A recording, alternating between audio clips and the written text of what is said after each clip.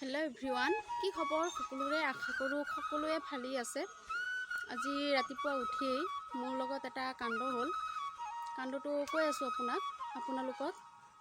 আপোনালোকৰ লগত শ্বেয়াৰ নকৰিলে মই থাকিবই নোৱাৰোঁ, আৰু শ্বেয়াৰ কৰাটো মোৰ ভাল লাগে আপোনালোকৰ লগত, গতিকে ভাবিলোঁ শ্বেয়াৰ কৰি দিওঁ। আৰু এই ভিডিঅ'টোৰ জৰিয়তে যিজনে কামটো কৰিছে সেইজনে চাগে চাব পাৰে ভিডিঅ'টো, কাৰণ মোৰ এই ইউটিউব লৈ হিংসা সিহঁতৰ, নাজানো কি লৈ হিংসা, মোৰ লগত ইমান হিংসা নাজানো। এই ভিডিঅ'টোৰ জৰিয়তে যিজনে এই কামটো আজি কৰিছে সেইজন শিক্ষাও হ'ব পাৰে। মই গালি নিদিওঁ, মই বেয়াকৈ নকওঁ যিজনে এই কামটো কৰিলে। ঠিক আছে, কি কামটো কৰিলে আপোনালোকক সেইটো কৈ আছোঁ, আৰু আগতে চাই লওক। এই জেগাটো চিনি পাইছেনে? এইখন জেগা, এয়া মই লাও গছ লগাইছিলোঁ যে যোৱাকালি আপোনালোকক ভিডিঅ'ত দেখুৱাইছিলোঁ। ইমান ডাঙৰ ডাঙৰ হৈছিলে লাও গছ, উঠিব এতিয়া, চাং পাতি দিলেই উঠি গ'লে হয়। এতিয়া এয়া লাও গছবিলাক এয়া চাওক, চব খালী হৈ আছে ন। আৰু এয়া চাওক, এয়া ৰাতিপুৱা হৈছে, এতিয়া আবেলি হ'ল, ভিডিঅ'টো আবেলি কৰি আছোঁ। চাওক শুকাই গৈছে, কোনে ছিঙি গছবিলাক ৰাতিপুৱা উঠি আহিছোঁ, পানী দিবলৈ আহিছোঁ গছত, কোনে ছিঙি কেনে এনেকৈ থৈ গ'ল। নাজানো কোনে কৰিছে এই কামটো, কিন্তু কামটো বহুত বেয়া কৰিলে। মই ভাবোঁ, মোৰ মতে কামটো বহুত বেয়া কৰিলে, এনেকুৱা কৰিব নালাগিছিলে। এটা ফল গছ ছিঙা বা এটা চব্জি গছ ছিঙা কিমান যে পাপ হয়, সেইটো সিহঁতে নাজানে চাগে যিজনে কামটো কৰিছে। কাৰণ হিংসাটো এইটোৱেই, কালি মই ইউটিউবত ভিডিঅ' দিছিলোঁ লাও গছৰ, নাজানো কি লাও গছটো ছিঙিলে কিনো হ'ল মোৰ, সিহঁতে ভাবিয়ে পোৱা নাই। লাও গছটো ছিঙিলে যেতিয়া ভালেই কৰিলে, আৰু এই ভিডিঅ'টোৰ যোগেদি সিহঁতৰ চাগে শিক্ষা হ'ব পাৰে। মই জোহৰৰ নামাজ পঢ়ি অলপ দোৱাও কৰিলোঁ, ফজৰৰ নামাজ পঢ়ি দোৱা কৰিলোঁ। ঠিক আছে, ভগৱানে সিহঁতক ভাল হ'বলৈ আশীৰ্বাদ কৰোঁ, ভাল হ'বলৈ সুযোগ দিয়ক। আৰু আপোনালোকে মোৰ মুখৰ ফালে চাগে সদায়েই চাই, এটা বস্তু চাগে আপোনালোকে মাৰ্ক কৰে, আৰু কেইজনমানে মোক সুধিছে যে ইয়াত কি হ'ল বুলি। এয়া চাইছে নহয়, এই দাগটো যে, ইয়াত কি হৈছিলে। নিশ্চয় আপোনালোকৰ মনত চাগে এই প্ৰশ্নটো জাগি আছে।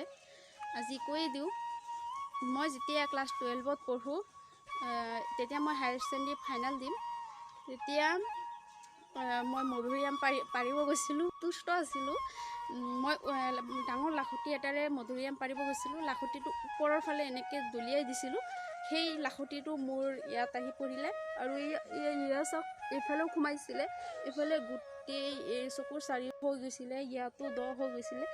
লগে লগে আব্বা ঘৰত নাছিলে, আব্বাক বিয়া এটা খাব গৈছিলে। তাৰ পৰা খবৰ দি লগে লগে আব্বা আহি মেডিকেলত লৈ গ'ল, লগে লগে ডক্টৰে ইয়াত বেণ্ডেজ কৰি দিলে। বহুত ব্লাড গৈছিলে। তাৰপিছত সেই ব্লাড যোৱাৰ কাৰণে মোৰ চকুৰ মূৰৰ অলপ প্ৰব্লেম হৈছিলে, মূৰৰ বিষ হৈ গৈছিলে। তেতিয়া মই হায়াৰ ছেকেণ্ডেৰী ফাইনেল দিম, যিহেতু বহুত ষ্টাডি কৰিব লাগে। মই 6 মান্থৰ ভিতৰতে মই চব কোৰ্চ ফিনিছ কৰি দিছিলোঁ। মোৰ এইম এটা বেলেগ আছিলে, ভাল ৰিজাল্ট। তাৰপিছতে চব পাহৰি দিলোঁ। ইয়াৰ পৰা ব্লাড গৈছে চকুৰ মূৰতেই চব পাহৰি গৈছোঁ। পঢ়া ইমান কি ক'ম, বহুত বেয়া লাগিছিলে যেতিয়া, ইমান মূৰৰ বিষ। মাত্ৰ 3 মাহ টাইম পাইছিলোঁ, সেই 3 মাহতে আকৌ কোৰ্চ ফিনিছেই আছিলে, আকৌ এইবিলাক লুটিয়াই আকৌ কোৰ্চ ফিনিছ কৰিলোঁ। আপোনালোকৰ আশীৰ্বাদত তেতিয়া ভাল ৰিজাল্টেই কৰিছিলোঁ, ফাৰ্ষ্ট ডিভিজন। তাৰপিছত মই মাত্ৰ হায়াৰ ছেকেণ্ডেৰীত মাত্ৰ 3 মাহ টাইম পাইছিলোঁ, সেই 3 মাহতে আকৌ কোৰ্চ ফিনিছেই আছিলে, আকৌ এইবিলাক লুটিয়াই আকৌ কোৰ্চ ফিনিছ কৰিলোঁ। আপোনালোকৰ আশীৰ্বাদ ডিভিজন পাইছিলোঁ, আৰু এইটো গোটেই জীৱন এইটো মনত থাকিব, এই ঘটনাটো। ঠিক আছে, আজি আপোনালোকৰ লগতো অলপ শ্বেয়াৰ কৰি দিলোঁ। ঠিক আছে, যিজনে এই কামটো কৰিলে ভালেই কৰিলে, মোৰ মনত একোৱেই হেৰি কৰা নাই। কিন্তু যদি সেইজনে মোৰ ভিডিঅ'টো চাই আজি, তেতিয়াহ'লে আপোনালোকে ভাল হৈ যাওক। এতিয়াও সময় আছে। মানুহৰ লগত এনেকুৱা কৰিব নালাগে। এনেকুৱা কৰিলে মানুহৰ কাৰণে গাঁত খান্দিলে সেই গাঁতত নিজেই পৰিব লাগে।